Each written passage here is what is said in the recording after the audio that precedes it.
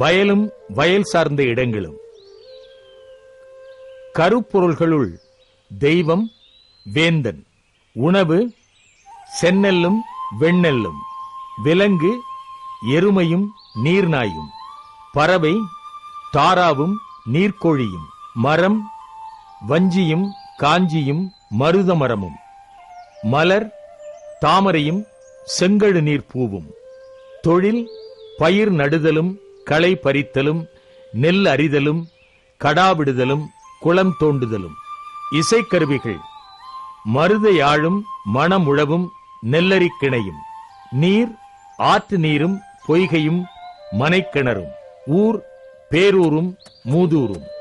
உரிப்பொருள் கணவன் மனைவியருள் எழும் சிறு பிணக்காகிய ஊடலும் ஊடல் நிமித்தமும், காதல் பரத்தைபால் கணவன் கொள்ளும் தொடர்பு, மனைவியின் குடும்பப் பற்று, பரத்தையிடம் உறவு கொண்டு வரும் கணவனை வீட்டுக்குள் நுழையாதே என தடுத்து நிறுத்தும் தோழி, கணவன் மனைவி இருவருக்காகவும் பரிந்து பேசும் பாணன், மனைவியின் கண்டிப்பு, அவளது ஊடல் தணிய மேற்கொள்ளும் முயற்சி முதலியவை ஊடல் நிமித்தங்களாகும். இந்த 3 பொருள்களையும் பாடு பொருள்களாக கொண்டு அகநானூற்றில் 40 மருதத்திணை பாடல்கள் அமைந்துள்ளன. இம்மை உலகத்து இசையொடும் விளங்கி, மறுமை உலகமும் மறு இன்று எய்துப, சிறுநரும் விழையும் செயிர்தீர்காட்சி, சிறுவர் பயந்த செம்மலோர் என பல்லோர் கூறிய பழமொழியெல்லாம்,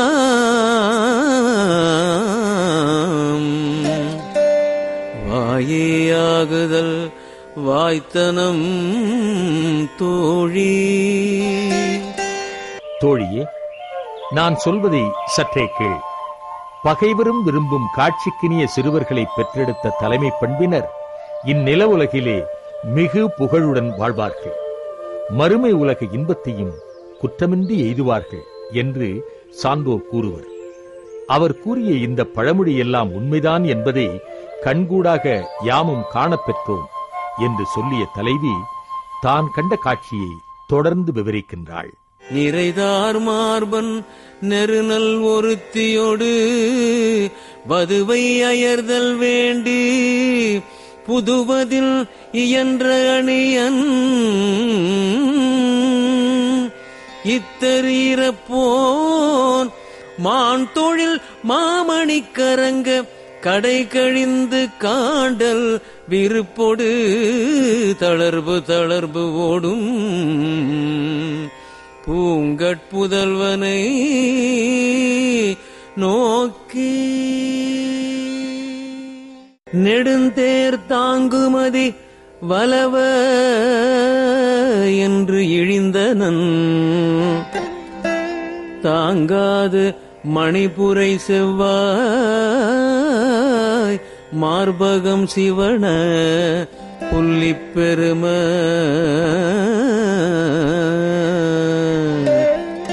செல்லினியகத்து எனக்கொடு போர்க்கு ஒல்லான் கலுழ்தலின், தடுத்த மாநிதி கிழவனும் போமென மகனோடு தானே புகுதந்தோனே, யானது படுத்த நன்னாகுதல் நானே இடித்து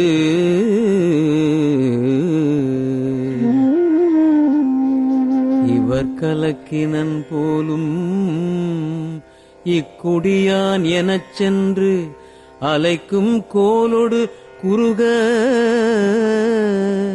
தலை கொண்டு இமிழ்கண் முழவின் இன்சீர் அவர்மனை பயிர்வன போல வந்து இசைப்பவும், தவிரான் கழங்கு ஆடு ஆயத்து அன்று நம் மருளிய பழங்கண்ணோட்டமும் நலிய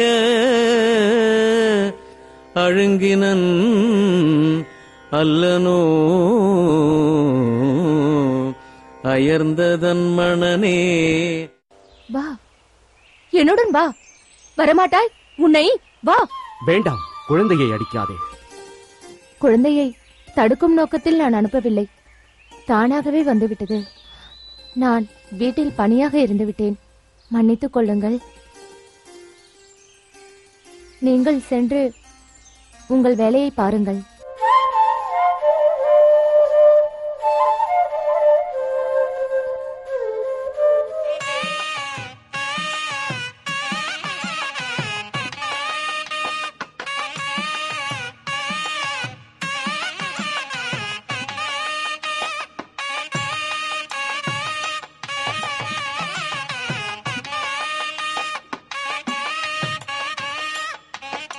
நான் வேறெங்கும் செல்லவில்லை.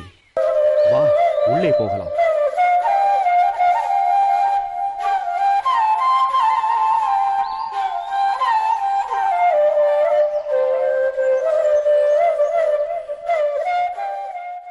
தலைவியையும் குழந்தையையும் அழைத்துக் கொண்டு வீட்டுக்குள்ளே செல்கிறார். இந்த காட்சியை தோழியிடம் தலைவி சொல்லுகிறாள். அப்படி அழைத்துக் கொண்டு செல்லுகிற பொழுதும் கூட அவன் என்னை ஒரு பார்வை பார்க்கிறானே, அது என்னை காதலித்த போது என்னை பார்ப்பானே, அதே பார்வை இப்பொழுதும் இருக்கிறதடி. அந்த பார்வை எனக்கு கொடுத்தது என்னுடைய குழந்தை தானே. அந்த குழந்தை தடுத்த காரணத்தினாலே நான் பரத்தை வீட்டுக்கு செல்லவில்லை. ஆகவே என்னுடைய குழந்தையால் நான் தலைவனை கூடினேன் என்று மகிழ்ச்சியோடு தோழியிடம் கூறுகிறாள் தலைவி.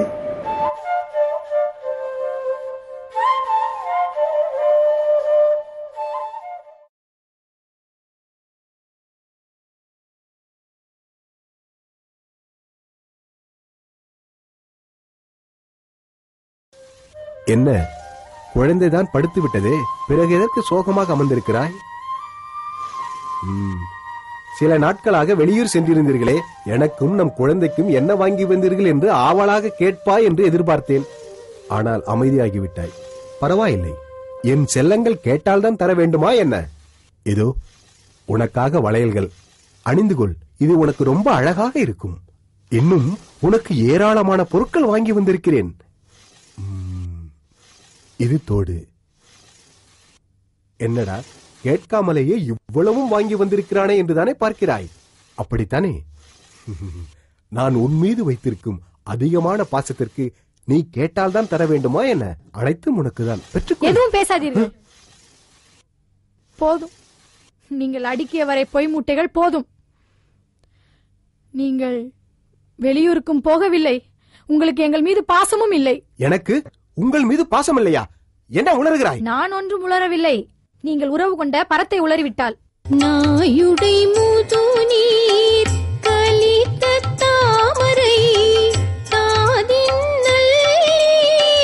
அவிரிகள் புரையும் மாசையில் லங்கை மணிமருளவாய் நாவோடு நவிலா நகைப்படுத்தீன் சொல் யாவரும் இழையும் பொலந்தொடி புதல்வனை.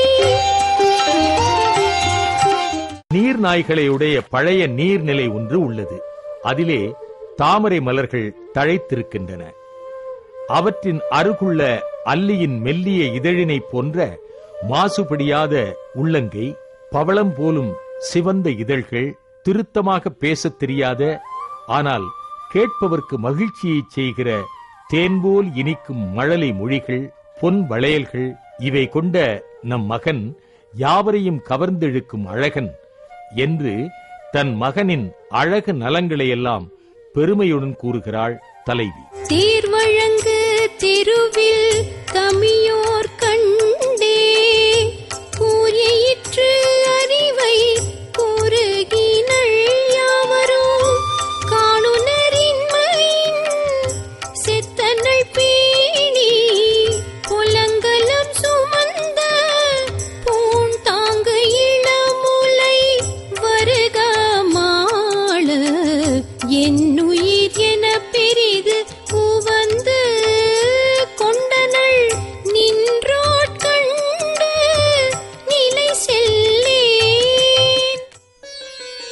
என் தலைவனின் உருவத்தை ஒத்திருப்பவனே. மாசையில் குறுமகள் எவன் பீதுற்றனை நீயும் தாயை இவர்க்கு எனையாந்தற்கரைய வந்து விரைவனில் கவையே களவு உடம்படுனரின் கவிழ்ந்து நிலம் கிளையா நாணி நின்றோள் நிலை கண்டு. தலைவி காதற் பரத்தையின் அருகே சென்றாள். களவு செய்தவர் தாம் பிடிபடும்போது திருடியதை ஒப்புக்கொண்டு தலைகுனிவதைப் போன்று பரத்தையும் முகம் கவிழ்ந்தாள். மாசற்ற இளைய மகளே, வானத்து தெய்வமாக விளங்கும் கற்புக் கடவுளான அருந்ததியைப் போன்ற நீ என் தலைவனின் மகனுக்கு தாயாக அமைவது பொருத்தம்தான்.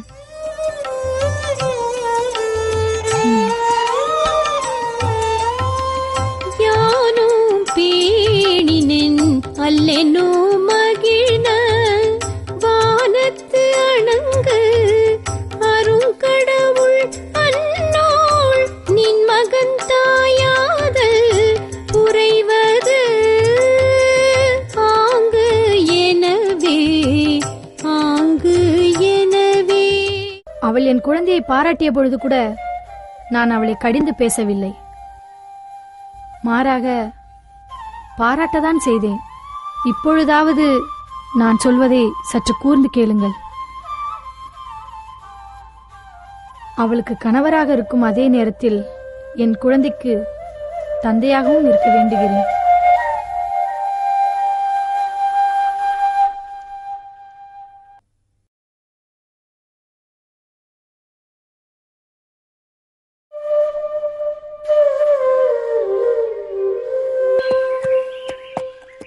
தலைவன் பரத்தையிடம் உறவு கொண்டு வீடு திரும்பினான். அவனுடைய மனைவி ஊடல் கொண்டாள். தலைவி நாணி தலைகவிழுமாறு நடத்தை கொண்ட தலைவனுக்கு உதவுவதற்கு தோழி மறுப்பதாக அமைந்துள்ளது இந்த பாடல். பொய்கை நீர்நாய் புலவுனாறு இரும்போத்து வாழை நாளிரை தேரும் ஊர